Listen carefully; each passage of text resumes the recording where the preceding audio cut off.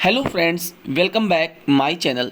आज के इस वीडियो लेक्चर में फ्रेंड्स हम क्लास 10th की एक important poem dust of snow का सेंट्रल आइडिया लिखना सीखेंगे और ये वेरी इजी मेथड में होगा जो हर स्टूडेंट्स आसानी से इसको सीख सकता है।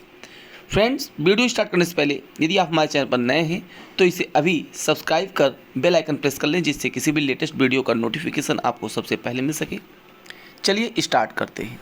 फ्रेंड्स, इस पोएम का सेंट्रल आइडिया हम लोग ट्रांसलेशन मेथड से सीखेंगे, जो लर्न करने की कोई ज़रूरत नहीं पड़ेगी।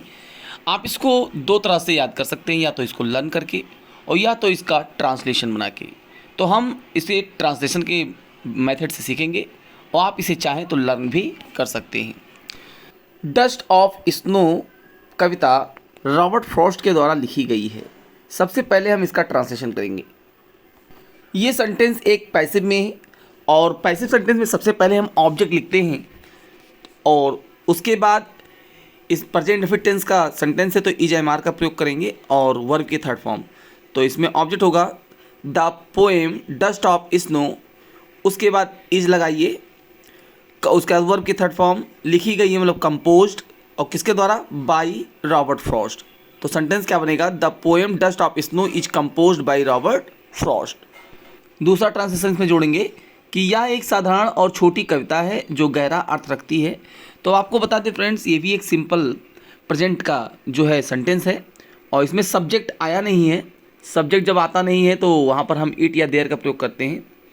तो यहाँ पर हम इट का प्रयोग करेंगे क्योंकि ये कविता के बारे में बताया जा रहा है।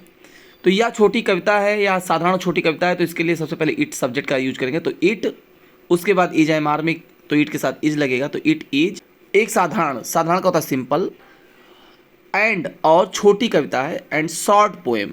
तो ये बनेगा it is a simple and short poem. आगे है जो गहरा अर्थ रखती है, तो इसको हम ऐसे लिखेंगे विद अ डीपर मीनिंग, मतलब जो ये गहरा अर्थ रखती है, विद अ डीपर मीनिंग।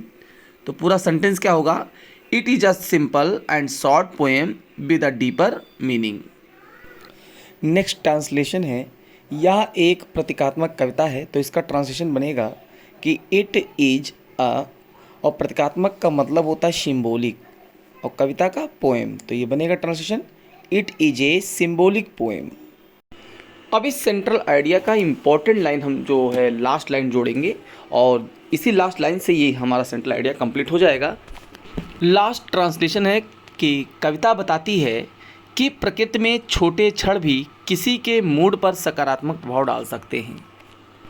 अब इस लाइन में सबसे पहले हम कविता बताती है इसका ट्रांसलेशन करेंगे।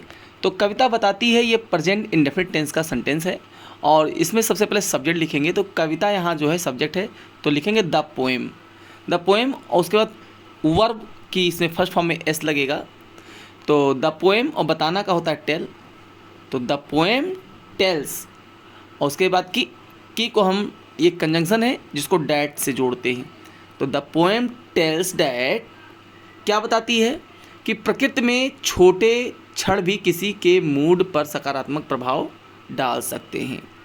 तो अब यहाँ सब्जेक्ट हम पहले ढूंढ लेंगे कि क्या है और ये सेंटेंस कैसा है। तो इस वाक्यांश में देखिए सकते हैं आया है, तो जिस वाक्यांश में सकता है, सकती है, सकते हैं आता है, तो इसमें कैन का यूज हम करते हैं। प्रकृति में छोटे क्षण, ये आपका सब्जेक्ट है। तो सबसे पहले हम लिखेंगे अ स्मॉल मोमेंट्स इन नेचर। क्षण को हम इंग्लिश में मोमेंट्स बोलते हैं। और उसके बाद अब सकता है, सकती आया, तो सब्जेक्ट के बाद कैन का यूज करेंगे। तो अ स्मॉल मोमेंट्स इन नेचर, उसके बाद कैन हैव अ पॉजिटिव, सकारात्मक क्या होता है? पॉजिटिव, और प्रभाव का होता है इम्पैक्ट। तो can have a positive impact, और किस पर डालती है? किसी के मूड पर। तो किसी मतलब होता है यहाँ वंस का प्रयोग करते हैं, ओ यानी एपोस्ट्रोफी में एस। तो on one's mood.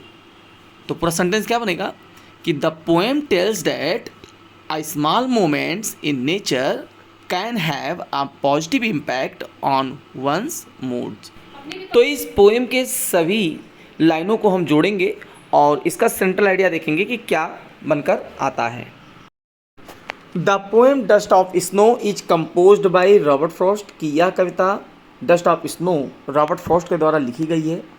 It is a simple and short poem, या एक साधारण और छोटी कविता है विद अ डीपर मीनिंग, जिसका गहरा अर्थ है। It is a symbolic poem, यह एक प्रतीकात्मक कविता है। द पोएम टेल्स, कविता बताती है डैट की a small things of nature, की प्रकृति की छोटी से छोटी चीज़ can have a positive impact, कि वो सकारात्मक प्रभाव डाल सकती है ऑन वंस मूड, किसी के भी मूड पर या किसी के भी विचार पर।